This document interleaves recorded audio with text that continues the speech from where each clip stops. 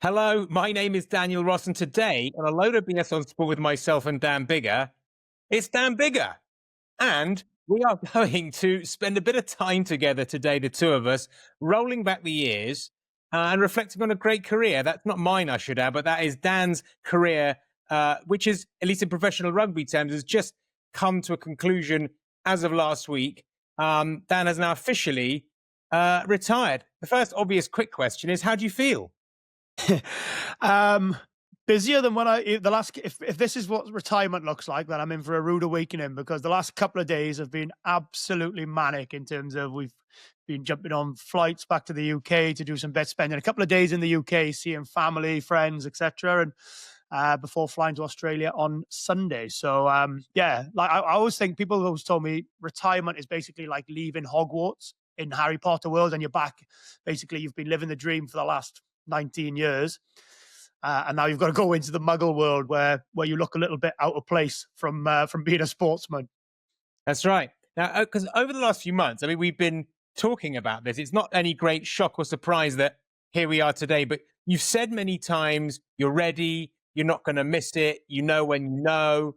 You said you're excited about everything to come. But now that the exams are actually over and school is out, do you feel any differently? Not really, because I kind of planned this a fair bit in advance, and I kind of knew that this was going to be the time and things. So it was quite a long build up to it, and I think I had a little bit of practice with almost finishing internationally 18 months earlier. So it was kind of like, okay, well, that's one step. Then the next step is finishing completely. So I think that helped, certainly helped. But and I've been, I suppose, the last sort of 6 to 12 months, I've been sort of planning this in terms of, lots of work which I've been doing in terms of prepping for life after rugby. Because I think a big thing is kind of like a lot of sports people finish, and then it's like, okay, well, what am I doing?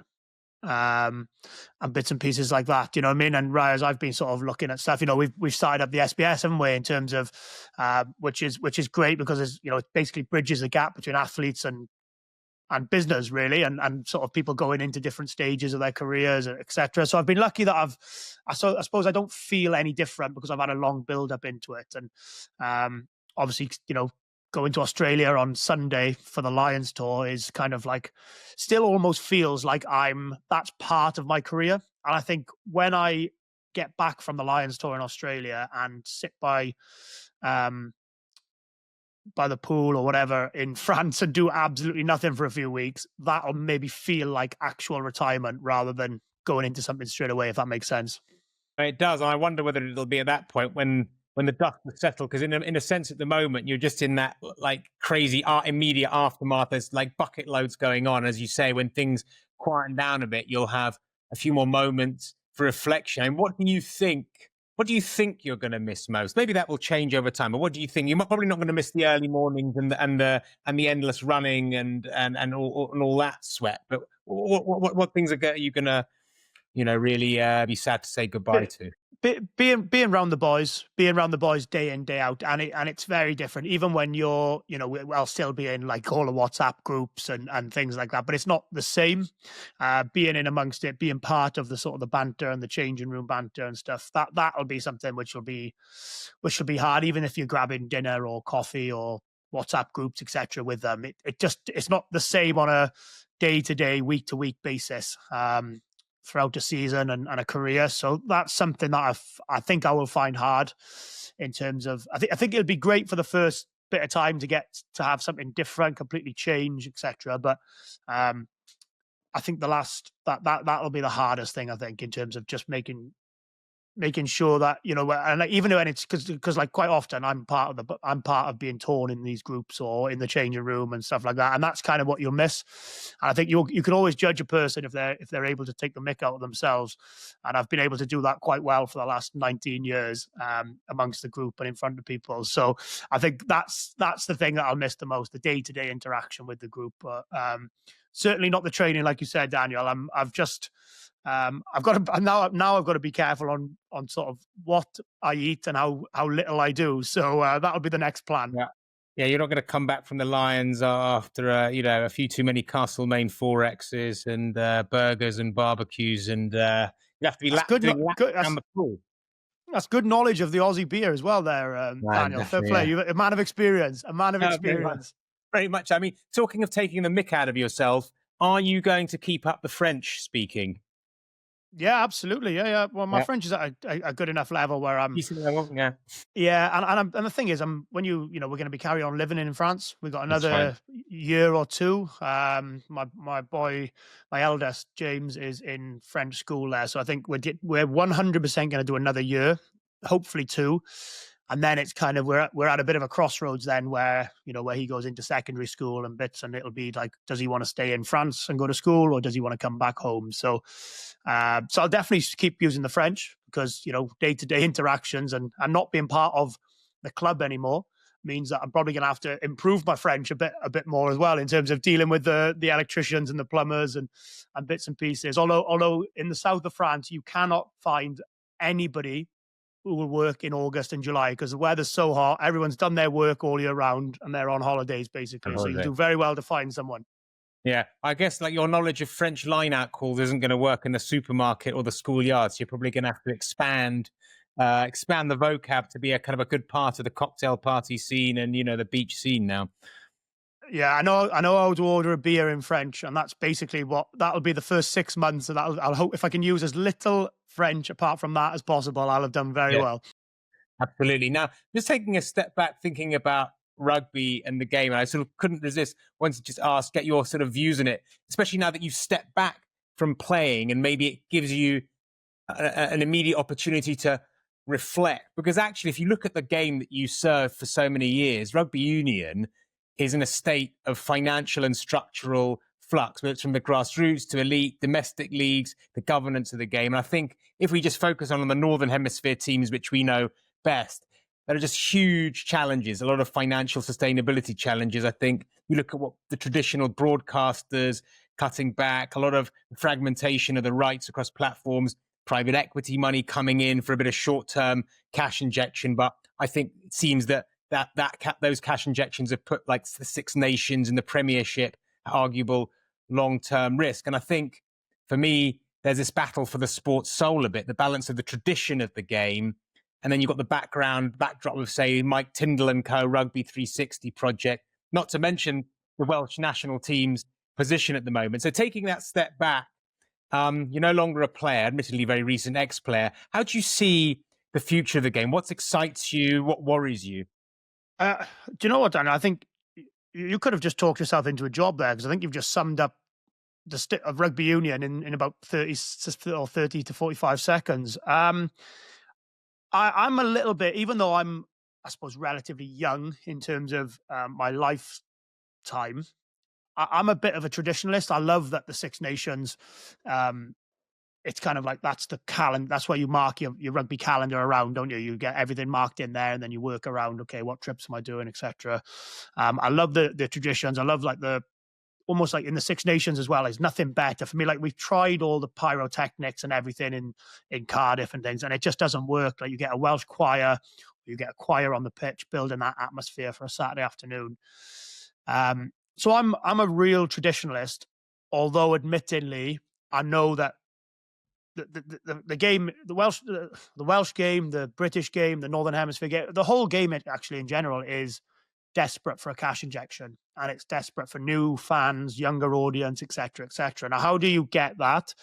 I mean, yes, there's one extreme. I suppose you do the Mike Tyndall example, and you take games, the plan. And again, I'm sort of I don't know the absolute ins and outs, but the general gist is you take games to sort of like LA, New York, Dubai, etc., where all these glitz and glamour places, and I think that's great, but where do people go then after it? You come for one city, you know what I mean? Like you come for one weekend and then it's gone.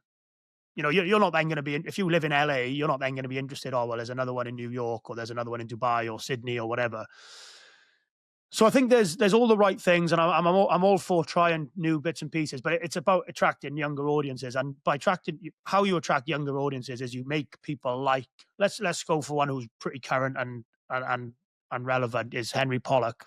And then you make people like him, like Louis Rizam was, etc. You make those guys superstars, and you sort of, you wheel them out to press conferences, to sponsorship events and things. And I think that's the bigger thing. As I'd be looking at getting, how do you get more sponsors involved, which then produces more money, which goes into the grassroots system, which goes into the academies, which goes into the men's, women's, under-20s teams, etc. You look at like what Allianz are doing with the RFU at the minute, the amount of money that they've ploughed into the naming rights in at the Allianz Stadium at Twickenham. And you just think, well, that's the future. Like, there's huge sums of money, an amazing brand, which is looking to do grassroots, being innovative, et cetera, et cetera. That's for me is the way that the game moves forward and attracts new audiences and bits and pieces. You attract big sponsors, got big budgets and deep pockets, and who want to grow the game. And Allianz are a brand who are brilliant at growing the game as well. So, like, for me, I love the traditionalists. Like, I watched Bath and Bristol a few weeks ago in a traditional semi-final, and I was thinking, well, if this R360 comes in, probably the majority of those Bath and Bristol players aren't going to be playing in that game. And then all of a sudden it becomes a very, the Premiership is diluted enough as it is at the minute with only 10 teams. So I just think for me, it's, I think, yes, something has to change. I think the way that rugby is at the minute, it's too vulnerable for things not to change. But the R360 for me is probably too much the other way, and I'd like to find somewhere where you can find in the middle, where it's almost a little bit like what's happening in cricket at the minute, isn't it? It's like the IPL and the big, all the players are kind of, or a lot of players are kind of following the big money, shorter format of the game, traveling to India, Pakistan, UAE, Australia, etc. But then sort of the, Test cricket for me, I'm a purist and a thing. Like, I love Test cricket. Like, you only have to look at what happened this week with India and England to see how amazing it was. So I think there has to be a middle ground and develop a younger audience, rather than just say, okay, well, we'll just pay a load of the most high profile players in the world a load of money and take it to LA and New York. That, for me, is a real short-term fix, unless they're going to have these sponsors come in, or these wealthy benefactors come in and write checks to the grassroots, to the academies, etc. I just think that's a short-term fix. Yeah, I think that's right.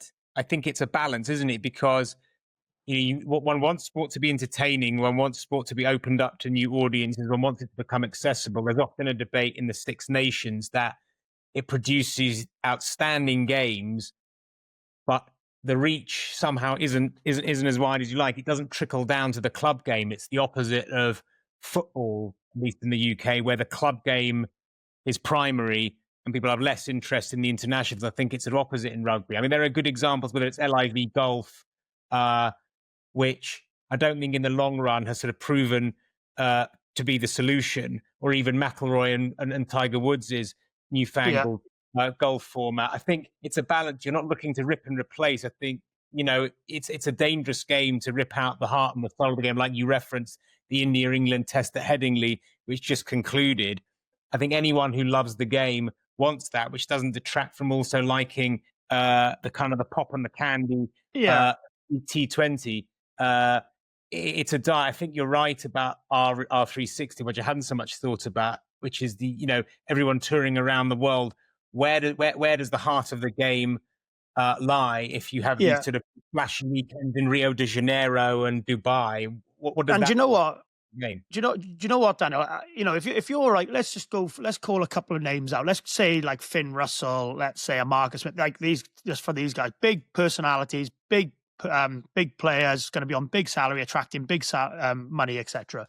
And yeah, it's brilliant for them. It's brilliant for the organization who signed them. It's great for fans in LA to see Marcus Smith, Finn Russell, all these guys. But then, like you said, Bath are going to be losing. Harlequins are going to be losing. Because then again, a great example is Northampton Saints. So Northampton Saints are looking to try and their fan average age is I think considerably higher than a lot of other teams. So they want to attract new young fans. And if you take Henry Pollock, Tommy Freeman, Alex Mitchell, Finn Smith, all those guys out of that team for this R360 thing, well, who do the new fans come and see? It's going to be another 1, 2, 3 years until you get the new Henry Pollock or the new Finn Smith or the new Alex Mitchell, etc. So for me, I just think like that's the big thing, is how can you develop the product? And I think the Premiership is an unbelievable product. But there you could see the player drain over the last 3 or 4 years in the Premiership. All the big players are. It used to be the Premiership was attracted the big players, whereas now it's very much, France and Japan are attracting those, and even in France, you look at the France with all the glitz and glamour and the top 14, which is an absolute monster of a league. It's still propped up by wealthy benefactors, and all of a sudden, if one of those benefactors decides one day not to write a check or to, pack things up and go and live on an island for the rest of their days and things like that, then in what state do the clubs come in there? Yes, the TV deals are huge and bits and pieces like that.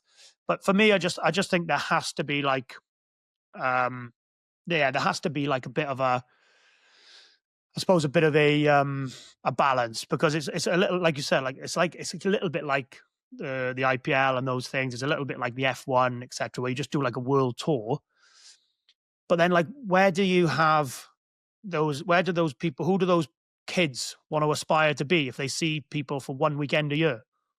In the young players in LA or Dubai or Rio de Janeiro or whatever. It's like one weekend a year doesn't do anything. It's like everyone becomes, non-golf fans become fans of the Masters for one weekend a year, and then you don't speak to people until the next time. Like the Lions, non-rugby people become fans of the Lions for the summer, and so it's like, how do you grow the game? And for me, it's not a short-term fix, and it's not just one weekend in a big fancy city with all the fireworks and pyrotechnics and everything. It's, you have to invest at the very bottom of the game and build it upwards and things, and ultimately build success. That's right. But that's all said, if anyone wants to invite us for a weekend to Rio de Janeiro to watch rugby and have some fun, we won't say no. Purely for scientific, experimental research purposes, we'll be there. Well, talking of all these sort of superstars of the game that you referenced, who were the opponents, the rivals that made you better, and who are the opponents who you quietly loved beating? So my era, I suppose, I played against. You look at when our era where Wales were hugely successful. It was in the same era where England was successful and Ireland was successful, and we sort of shared the Six Nations. I think between the three of us for, I'm not sure if it was like, it must have been, maybe I'll have been like 12 years on the spin until France broke that cycle. So for me, I played so many games against Johnny Sexton and Owen Farrell or George Ford and those guys. So for me, I think like those are the guys where I thought, right, if I can get a bit of a march during the 80 minutes on Johnny Sexton or Owen Farrell, it's going to make a huge difference to Wales winning or losing. So I think for me, those two were probably the guys who I probably got the most admiration for playing against week in, week out. Mm-hmm. Sorry, not week in, week out, but yeah, in the Premiership, week in, week out, but in terms of, Six Nations games. And I think those guys made me better. Those guys made me, I suppose, I knew that I had to be right at the top of my level when you go up against those guys. I love playing against them because I suppose all three of us are quite similar characters in terms of quite fiery, quite intense, quite emotional. You sort of, you're not really in any grey area where we stand. If we're disappointed, frustrated, sad, happy, passionate, whatever. So I think those guys were the guys who drove you on. Drove me on, and I enjoyed playing against the most. But I suppose then when you flip it and ask who do you enjoy beating the most, I suppose it was kind of like, it was almost like some teams who you thought, oh, do you know what? They've got a sniff here or whatever. And games where you're right in the, and not so much a team or an individual in particular, but I always like winning games more when it was like you were right in the mix at around 60 minutes. And then you got over the line in that last 20 minutes through sheer grit, determination, and character, rather than blowing away a team in the first sort of 30, 35 minutes and cruising for the rest of it. So every time I get asked that, I do, like Johnny Sexton, Owen Farrell, George Ford, those guys were kind of the guys who I think spurred me on and made me a better player. And I suppose, yeah, you always enjoyed beating them as well.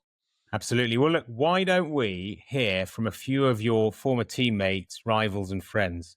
Daniel Biggar. The time has come, buddy. 18 years as a professional rugby player, that finally coming to an end. And you always said you wanted to do it on your terms, and you're one of the lucky ones that is able to do that. Biggs boy, I hope you're well. Mate, just want to say a huge congratulations on an incredible career. I've been asked to talk about the career of Dan Biggar. A man who, the bigger the moment, the better he played. The bigger the game, the better he played. Mate, congrats on a great career, mate. I've loved every minute playing alongside you. I probably loved it even more playing against you. Pup, just want to say massive congratulations on an unbelievable career. Who would have thought when we first met, when we were 17, that chopsy little drama queen would have done what you've done in the game. And the best thing about it all, mate, you haven't changed who you are. You're still an unbelievable bloke off the field. It's been an honour to play alongside you and to grow up together, mate. From our times playing for Casainan, to those dreaded runs on Aberafan Beach in the academy, to playing for Wales and the Lions. What you went through at the start of your career, always being told you weren't good enough, you weren't fast enough, you couldn't do this, you couldn't do that, and you basically stuck your middle finger up and got your head down and just blasted through it all. And I look, and when the chips are down in my career, I always think, mate, that the number of times you were told you weren't good enough and you just battled through and showed the class that you had. I remember the impact you had when you first joined us at Casainan. I could see you were going to be a special player from a young age. It's been a privilege to be a part of your journey, pal, and I've loved all the times we've spent together over the years and the memories we've shared. And the more vital the goal kick, he is the person that you would want to kick the goal to save your career, as it did with my career in the 2015 England versus Wales World Cup match. I'm sure we can all remember that magnificent goal kick at the end of the game. What you delivered for Wales, the Welsh public, the Welsh rugby team, and all the clubs you played for is quite remarkable, mate. I only remember successful times watching Wales, and you were a massive part of it, and I'm sure without you, we wouldn't have delivered on half of it. You're one of the biggest competitors and hard-working, most dedicated players I've played with, an incredible leader, and will go down as one of the all-time greats. He played in a time of great fly halves. Johnny Sexton of Ireland, Owen Farrell of England, and Dan Biggar of Wales. You're a proper competitor, and even better, mate, you're a top bloke. You're a top bloke on and off the field, and a great friend. Dan Biggar is a person who epitomises having super enthusiasm, super energy, and a fantastic love for the game. Good that we've had careers alongside each other, but there's no doubt about it that yours has been unreal and you deserve it all, mate. So congrats, and hopefully catch you soon, buddy. We're all immensely so proud of you. Friends, family, my family, who probably have become your family as well, and vice versa. You're the son that my parents never wanted, but were thrusted upon in our early years. I wish you all the best in retirement, especially with Alex and the boys. Hopefully she's already got the list ready for you of the chores you've got to do. Enjoy the next chapter. You've properly earned it. Cheers, pal. On a personal note, just want to say thank you for all the support over the years. You've been a huge inspiration to me since we first started playing together. Enjoy the next couple of months, mate. You can look back on your career, be so proud of all you've achieved. It's absolutely phenomenal, mate. All the best to you, Al, and the boys for the next chapter. I look forward to celebrating with a beer together soon. Hi Biggsy, mate, just wanted to send you a message to wish you all your best on the announcement, obviously, of your retirement, mate. It's been a pleasure for myself to play an incredibly small part in your fantastic career. For myself and my family, you mean an awful lot to us, mate. I said, from them early days, in the Ospreys in the academy, when your mum used to bring you down, all the way to obviously that sort of last game for yourself in our World Cup quarter-final against Argentina in Marseille. I know we have a bit of banter, mate, and a bit of chat along the way. I don't give you too much praise, but look, you're going to get everything you deserve in this sort of next few weeks in terms of announcing your retirement. People know what you've achieved in the game, mate, from Ospreys to Wales to British and Irish Lions, obviously to Toulon now and Northampton. Mate, you've been a special player, mate, and you mean a huge amount to us, as I've already said, and just want to congratulate you on a fantastic career, mate, and wish you all the best in your retirement, and I'm sure we'll catch up with you soon. Take care, Bigsy boy. All the best, mate. You made your mother proud. She's obviously gone 4 years ago now, mate, but she was so proud of you, pal. And I know she'll be looking down, beaming at what you've achieved over the last 18 years. Your family and friends will all be so proud of you, especially your mum, who I know will be looking down, beaming with pride. So I just want to say enjoy your retirement. Enjoy the time with the family. Stay out in France for a little longer so we can come out for some free holidays. And let's play a bit more golf, mate. But well done, pal. We're all so proud of you. What do you think of that? I was going to say, quite emotional listening to some of that, actually. Yeah, I don't know where to start, where to begin. I'm always a little bit like, when people retire or leave or whatever, like generally you tend to, people tend to say nicer things about you and things like that. But I think the mix of people there in terms of, starting with Ben, who I've known since I went to school in primary school with, etc., and Lee, who I've known for years, Jenks, who I've known for years. Like, I think those are the people, I suppose, who kind of like, I suppose, are able to judge your character a bit better than maybe people who just see you for 80 minutes on a Saturday afternoon. Sean as well, tips, I suppose, yeah. So those are the people who it's very difficult to bullshit them, 24/7, because you spend so much time with them in hotels, training pitches, restaurants, whatever it is when you're on tour. And I think that's the biggest thing which I took from that was, yes, I'd like to think that, your career speaks for itself in a sense.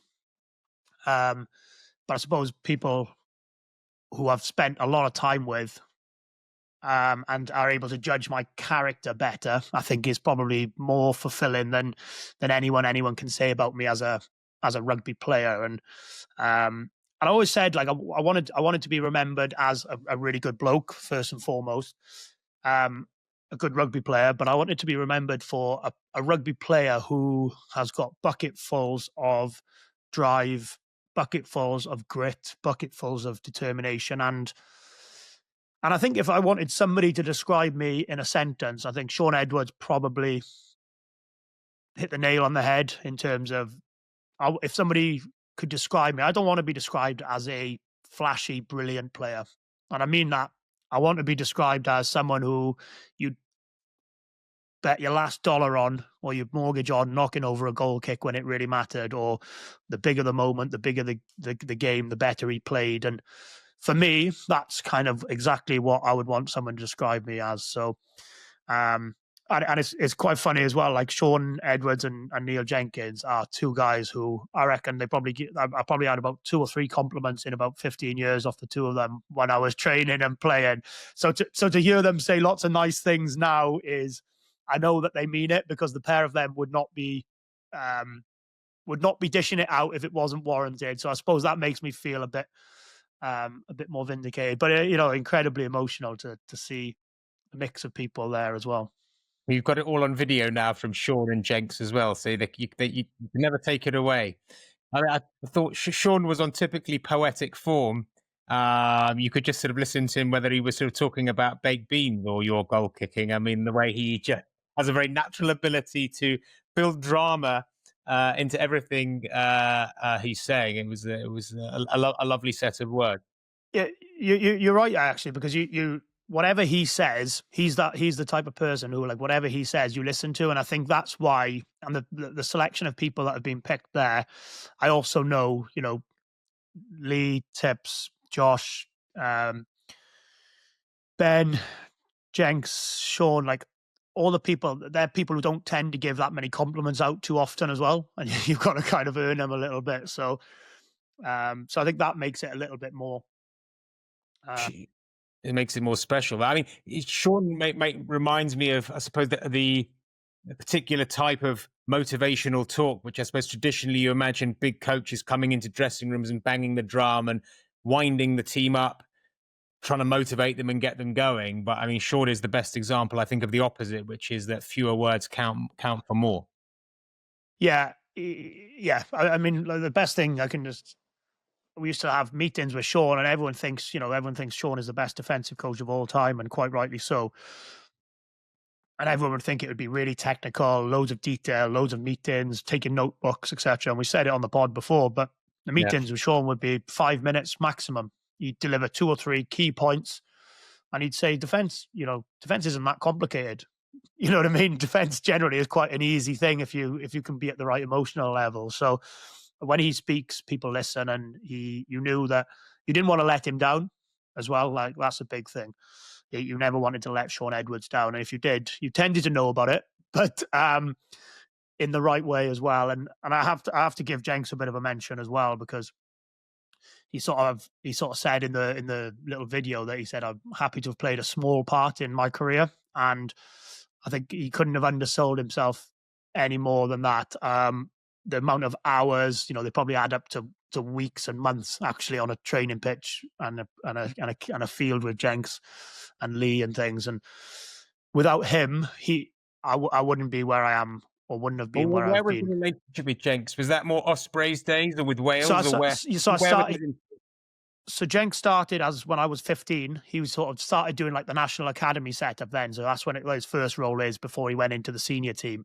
So then basically 2005, 2006, I started working with him, and then went into the senior team with him in 2008 and worked with him ever since. And the relationship was very much, I think myself and Lee in particular had the work ethic that Neil had as a player and as a kicker.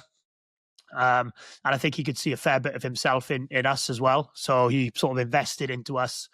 I'm not saying more than anybody else, but probably, we probably shared a similar mentality to him. And I always remember one time we were in Doha in 2015, and it was absolutely like we just got flogged basically for like 10 days there. It was boiling hot. I was doing a kicking session. I was kicking absolutely terribly, awfully.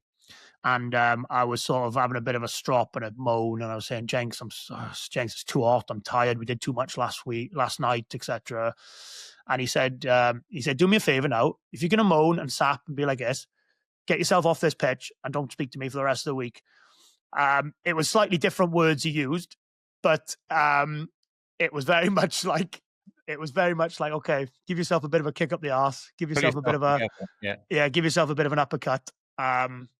And get back to it. And we always laugh. I spoke to him the other day, and he said to me, when I announced it a month or so ago, and he said, you couldn't have been that bad. He said, we haven't won a game since you retired. So I took a little bit of humor out of that as well. But no, some lovely words there.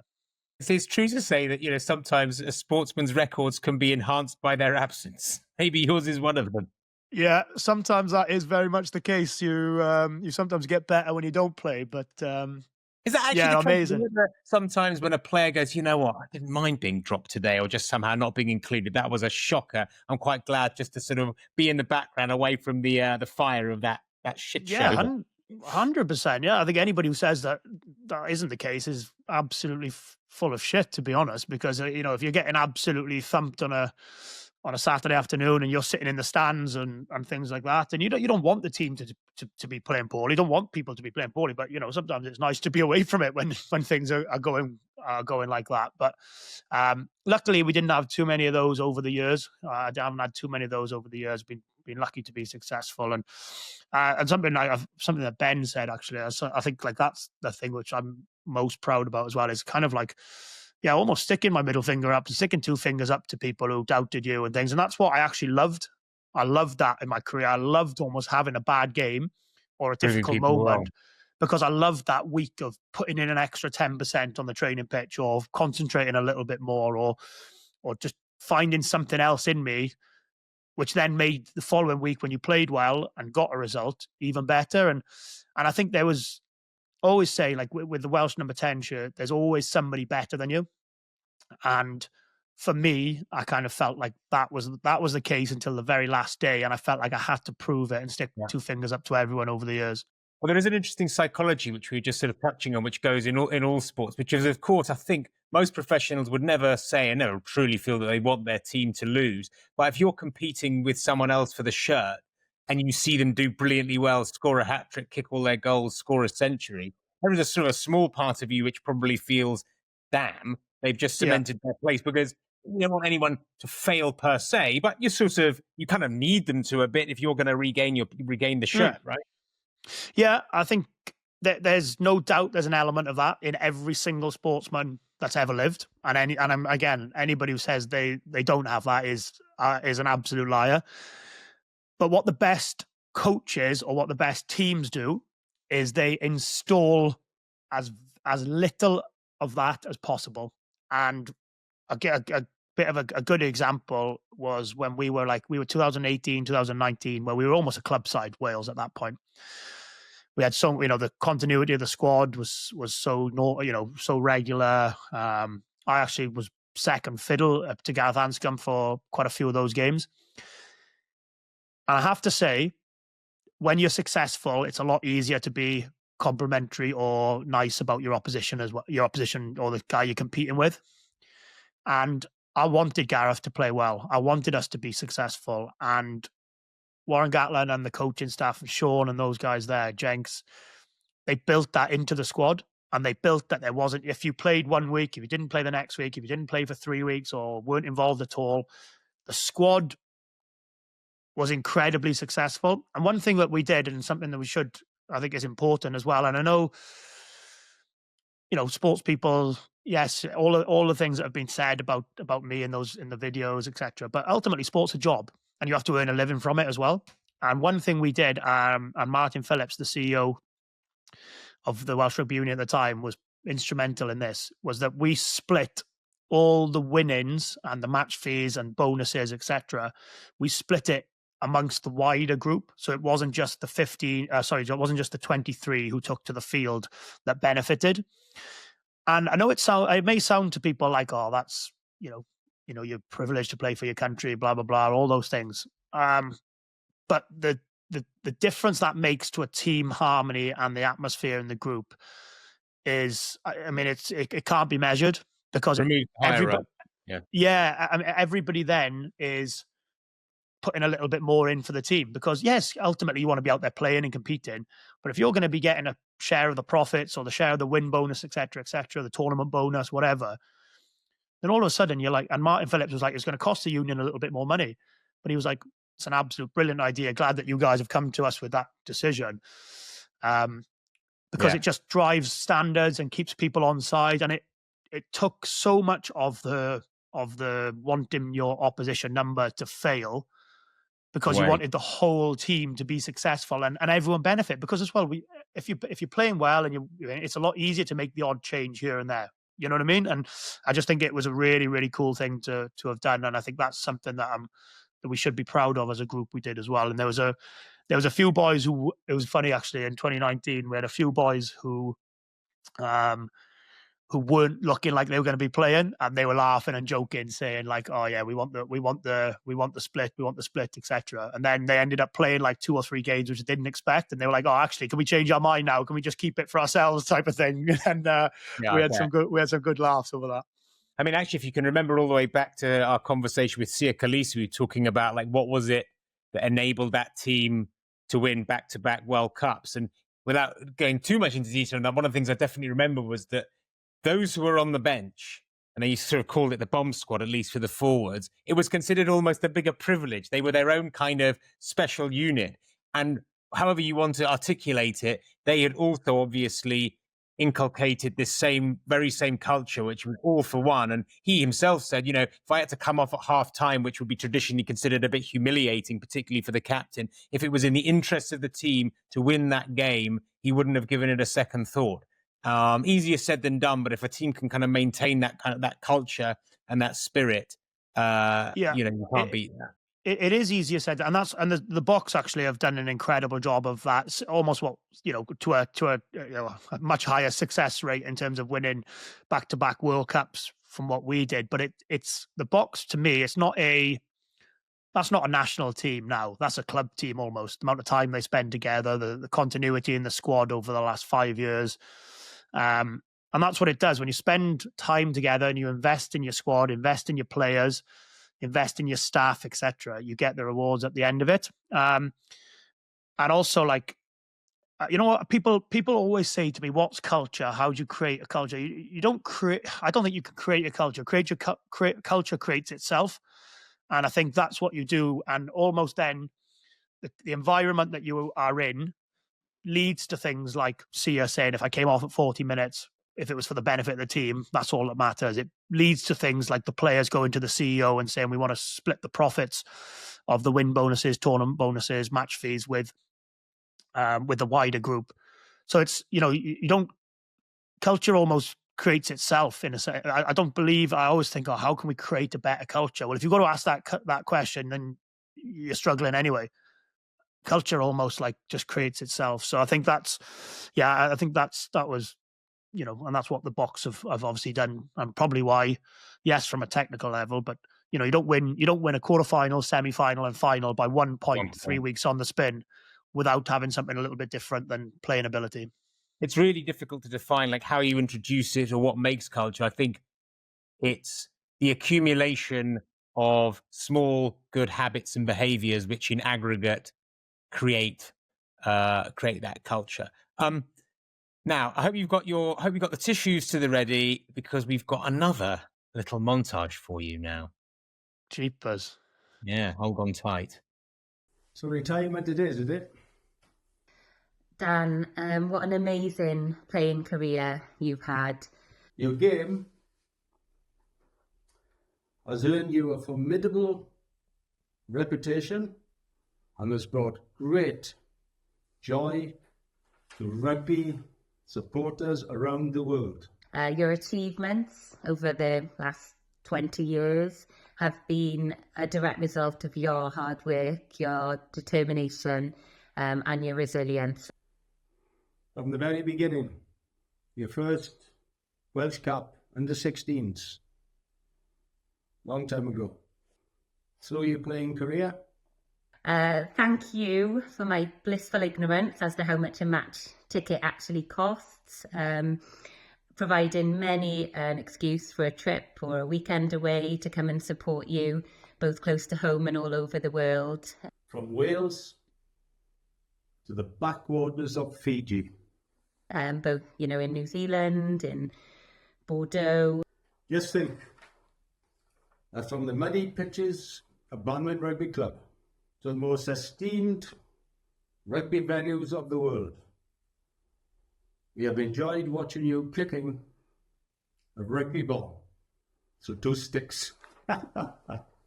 And of course, that 2015 win against England, which even as a non-rugby fan, I thought I would explode. Then, on to the ultimate, the Lions. Twice. I would have liked a few more drop goals, but you can't have everything. I have a feeling that you will be busier than you've ever been, because the amount of work that you want to take on. On behalf of the family, I would like to thank you for the years of excitement and pleasure you have given us throughout your career. Me, Paul and the kids are so very proud of you. And you're a great player. We love you. We are very, very proud of you. Can I start now? Yeah. Right. My darling boy, right? Mum's favourite boy. You have done very well.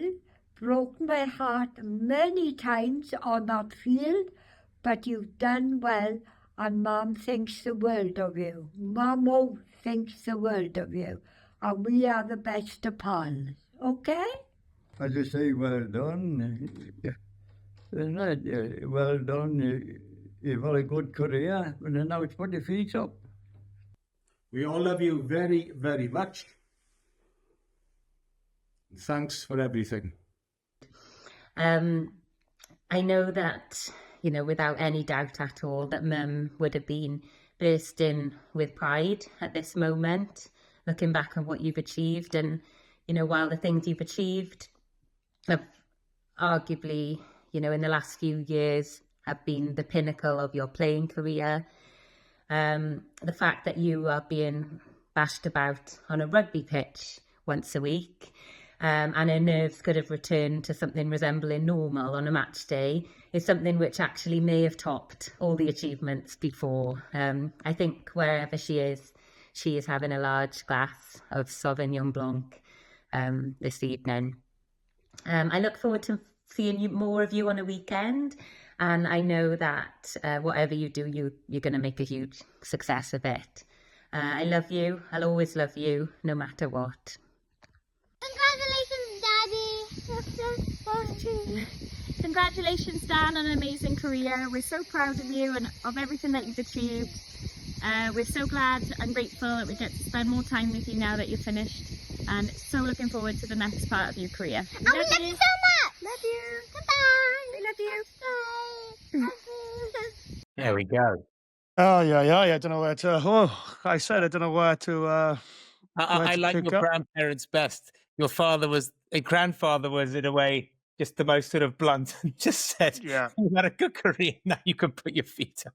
Yeah, I was going to say, I think if I put his next to Sean Edwards and just a good career, I would say I'm not quite sure where I'd get it from. I mean, it's incredible that, I mean, like, people don't see the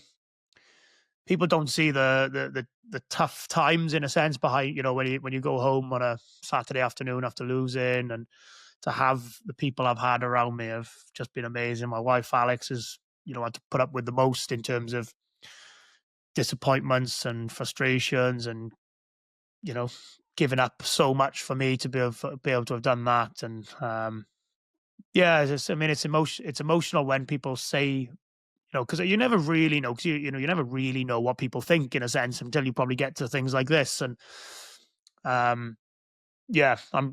think my grandparents in particular are very pleased that I've finished, and they can relax and watch rugby and listen to rugby and talk about rugby now without worrying about me being injured and bits Are they and big pieces. fans of rugby despite you?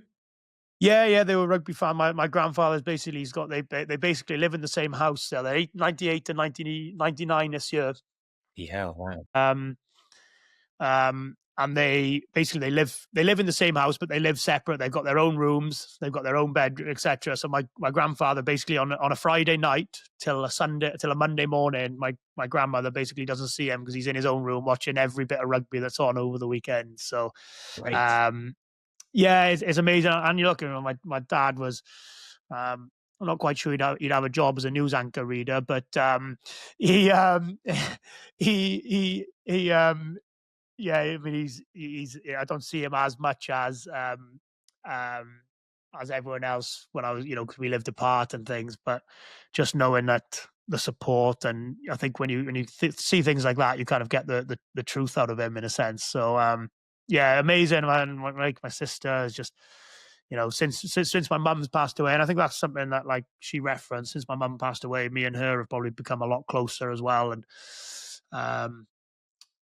I think that's the one thing which I really have, nothing that can be done about it, but real regrets is that, as my sister said, probably the last 4 years of my career have probably had some of the biggest highs and biggest changes and amazing achievements and experiences and things. And, you know, the person who probably ultimately gave the most was unable to probably see the full rewards, which I suppose is quite tough, but also nice to know that, you know, how much she set me up as well along the way. So I think that's the way to think about it in my mind. Of course, it's totally subjective, and it can be mentally taxing to, like, post-rationalizing, but in a sense, not to be blunt, but she wasn't here to see it, but she put in her contribution, her groundwork over so many years to enable you to do that should give you such great satisfaction and joy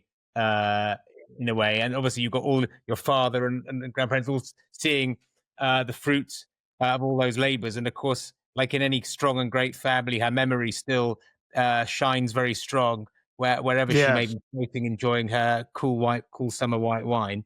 No, it's I'm incredibly proud. You know, I've had an amazing support network with me, and again, without those guys, it would be very difficult to probably to be chatting to you here off the back of everything that's happened. So it's funny actually, because we went, you know, when my mum passed away a few years ago, we sort of went through the house and cleared everything out, etc. And we just found newspaper scrappings of like under 16s, under 18s, newspaper reports and things like that. And there was stuff hoarded in cupboards and things, and just goes to show sort of like how much her support as you know, how much she thought of me, I suppose, in a sense. And again, she was one of probably in the mold of Sean Edwards and Neil Jenkins in terms of if you had a compliment off my mum, you knew that you'd done all right on a Saturday evening type of thing. Yeah. Look, it's a cliche of sport in a way that the story always starts with committed, dedicated parents who give up so much to enable their children to flourish. So, I think, it's important, as you sort of touch on, to have this kind of line in the sand, because otherwise one races through life, it's nonstop. And these kind of artificial but important moments, like stopping something to start something else, is valuable to pause and reflect and reconnect with other people who one doesn't speak to every day, and just remind each other what you mean to each other. If one never does that and one doesn't punctuate life with those moments occasionally, what's the point? I think it's really valuable, as you say, just to allow everyone to come together around these moments. So I've really enjoyed it. It's been really touching, I suppose, and I suppose it makes me, it makes me look back and realize that I've made so many family members proud, so many people I've played with, been coached by, proud. And I suppose to hear the things that have been said are really nice. You always feel a little bit uncomfortable when people tend to say nice things about you. I think that's the way that human body's built, isn't it? But it's been really, really nice to just reflect, given that, especially given that I've, retired basically 3 days now, 4 days. Yeah. Well, listen, let me ask you this, and before and after that, by the way, it's not all over yet. We've got one more little thing up our sleeve for you. But, really? But as a rugby player, of course, you could define goals in terms of appearances, selection, victories. What do you want to achieve? What impact do you want to now have, I'd say, over the next 5 years without rugby at the forefront? Do you know what, Dan? That's a really good question. And the best way I can answer is, and I think you summed it up brilliantly at the start, and I've been doing some sort of leadership and executive work with Circle Health Group over the last 12 months. And we went to a hospital in Reading 12 months, just before Christmas, sorry. And I was sort of speaking about, about like, how do you achieve success? And what does success look like, et cetera, et cetera. And a lady asked a question, and she said, well, in your world, in terms of being a rugby player, a sportsman, et cetera, it's very easy to sort of judge success. It's basically every week, did you win or lose on Saturday? And she said, well, how do you rate or judge success if you work in an office, a hospital, a factory, etc.? And I stood back and I thought that was just a brilliant question to ask in terms of that. And I suppose how am I going to judge success now? It's almost like what are your goals for the day and things like that. It's like how do you handle people? How do you judge people? How do you speak to people, build relationships, etc.? And for me, I want all the things that everybody said in those couple of montages there. I want everyone to still say the same thing if we do this in terms of, I've done some bits and pieces with like Allianz and Sage and guys in the SBS. And I suppose I want those guys in 5 years, if we're doing another one of these montages, which I'm not sure we will be, but I suppose I'd want people in Allianz, Sage, Vodafone, Go.Compare, SBS, Circle Health Group, all these people who I'm doing work with. I suppose I'd want them to be saying the same thing in terms of committed, approachable, kind, determined, rolls his sleeves up, works his socks off, etc. So I hope that answers your question in a bit of a long-winded way in terms of I don't want to be thought of any differently as a person or someone who's set up the SBS or set up this podcast or the Rugby Pod guys, or any of the stuff that I'm doing in the leadership section and the executive section. I suppose I want everyone, if we did this in 5 years, 10 years time, I suppose I'd really like there to be no change in what people are saying, but clearly doing it from a off the pitch side rather than an on the pitch side. Like your family, we're definitely looking forward to seeing more of you in the Sports Business Syndicate. We're gonna have to pin you down now. Now you've got no excuse. You can't claim your training schedule anymore. No, it's just my wife and kids schedule now is the one you'll have to get, which could potentially be a bit trickier, actually, Daniel. But I'm hoping that the Sports Business Syndicate and the SBS, basically, I'm hoping that we just do like 10 paddle events, because that's basically paddle golf. Well, let's just do paddle golf events every weekend. Then you've got me for 52 weekends a year. Fine, you've now been self-appointed as the head of paddle and other events.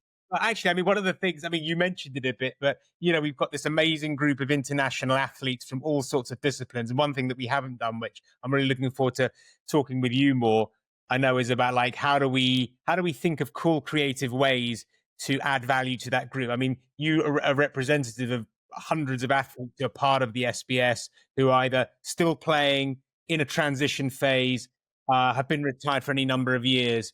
And I think there's just way more that we can do to bring that group together, peer-to-peer learning, share knowledge, share opportunities and experiences. And also, by the way, I mean, again, I remember, you talked about our podcast with Charlie Methven and how much that inspired and interested you. How do we share more? How do we connect better between all our athletes and our senior leaders in SBS, share opportunities and share learnings amongst those two groups? Yeah, and I think like with the SBS, it's so good because there are so many synergies between business, athletes, sport, etc. And you want to make sure that we merge the two as much as possible to give people as much opportunity, both sides of the coin as well. And like you said, that's a big thing over the next sort of, 6, 12, 18, 24 months is, grow that community, build up relationships. And I suppose it's kind of like, I feel like, again, a little bit like, I'm going on tour with the Lions straight away now to do Sky Sports, which is amazing, which is a dream come true. You grow up watching the Lions on Sky as a young kid. Now you're working for them. I've been lucky enough to play on 2 tours. Now I get to go on another tour in a different capacity, but at the very top of it, So I suppose I feel like I'm just getting started in a sense, and I'm looking at so many opportunities for sort of different businesses, different brands, etc. And like I'm loving all the different bits and pieces, and I feel like I've got I don't know, maybe people will tell me very different, but I feel like my personality is quite suited for a lot of different things rather than just, okay, well, Dan Biggar is this now that he's finished. Do you know what I mean? Whereas I feel like there's lots of different strings to my bow which I can maybe call on, and I think as well, rugby over the years, Daniel, has given me such an opportunity to meet so many amazing people. And one thing I'd say is to people who are, I suppose, young rugby players, don't just speak to people when you want something. I think that's something that's so important, because I think make an effort to drop people a message, meet them for a coffee if you're in town, whatever. Because I think it's all about certainly the sporting world and business world. It's all about relationships, and people tend to do things for people they like rather than not. And I think that's something I'd be sort of saying. And I suppose as well, like social media has been a big change for me as well. Like I've never been on social media. I hated it when I was playing in terms of, I suppose, in a sense of what it stood for.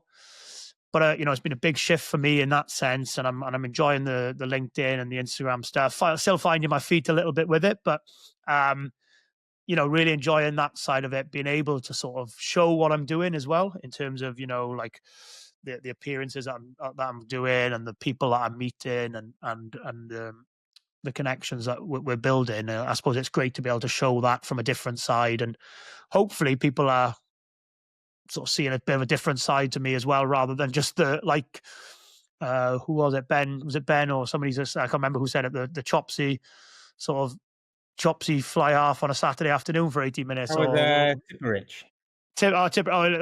He still thinks that anyway. There's no doubt he still thinks that. I got no doubt. So yeah, but no, I'm loving it. I feel like it's a start. It's a start of a new chapter. But I'm just basically going to be continuing being Dan Biggar, the rugby player, but in a boardroom or in a box after the game, or you know, whatever it is. No, it's interesting you mentioned about the kind of culture and that one creates. I think that's one of the things that we've been trying to do at SBS in terms of being reciprocal, giving before getting. There's a sports lawyer at Sheridan's called Daniel G, who's written a book called Build the Invisible, and it's actually targeted more towards younger people in the sports industry, but it could go for anything, whether you're going to be a player or a business person. And it's actually about, and I suppose it would go for like training as well. It's actually about the invisible hard yards that you do, all the stuff that no one notices, all the unglamorous stuff, whether that's the running and the training, or whether it's the relationship building and giving and sharing and offering yourself up. And if you kind of do that consistently, then on average, the rewards will come back to you. If you just sort of sit there and expect and say, I want this, or how do I get that? Actually, just stand up for yourself and get good habits in place. Do the reps, whether that's the physical reps or the networking or relationship building reps.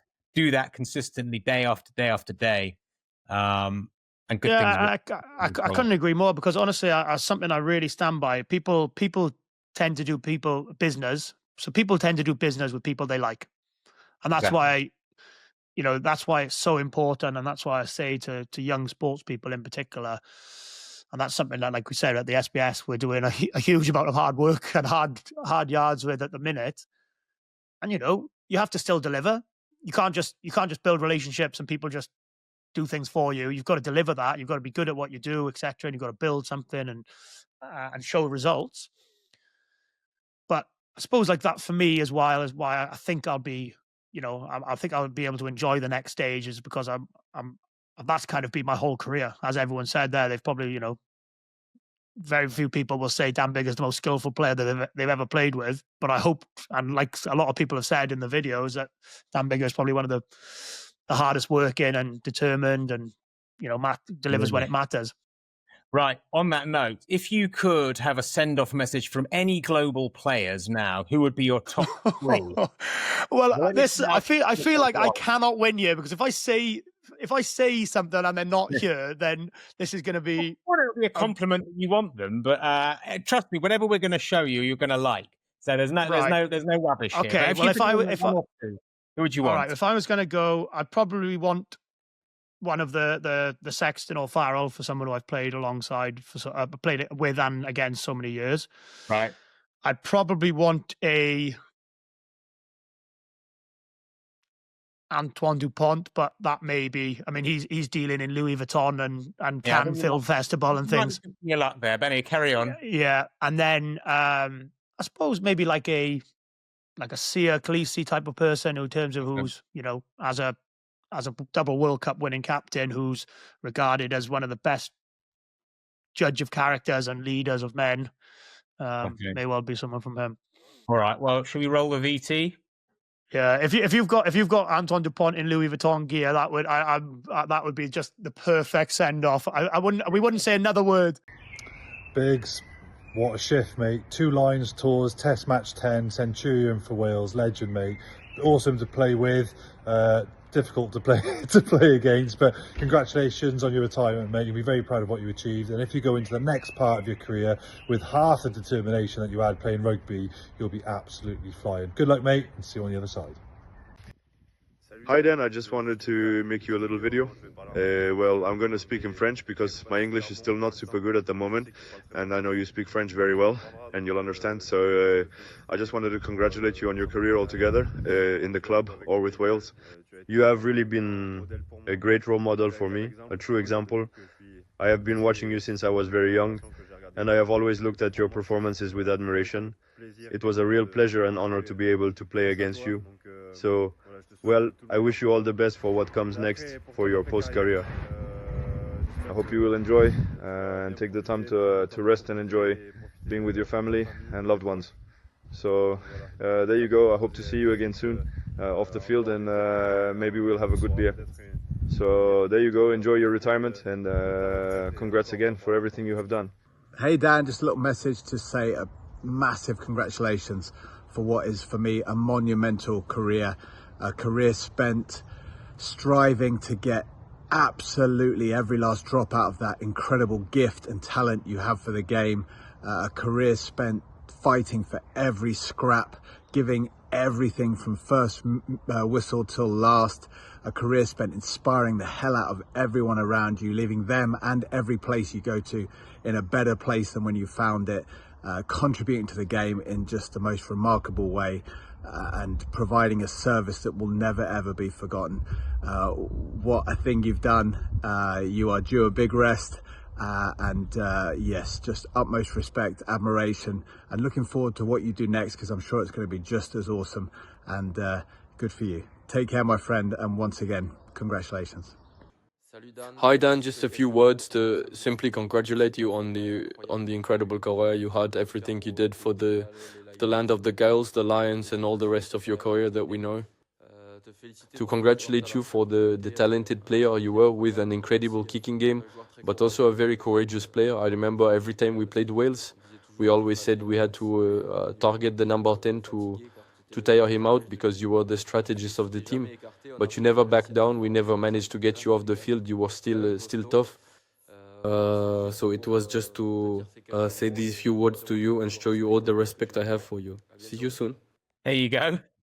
The only disappointment was he wasn't wearing Louis Vuitton gear. I know, it's a bit low level wearing Adidas. But, well, you got one of your picks. Do you know what? I feel like, so who have we picked from that? Who have we got in that? You've got a victorious Lions captain. You've got, I mean, probably the World Cup winner.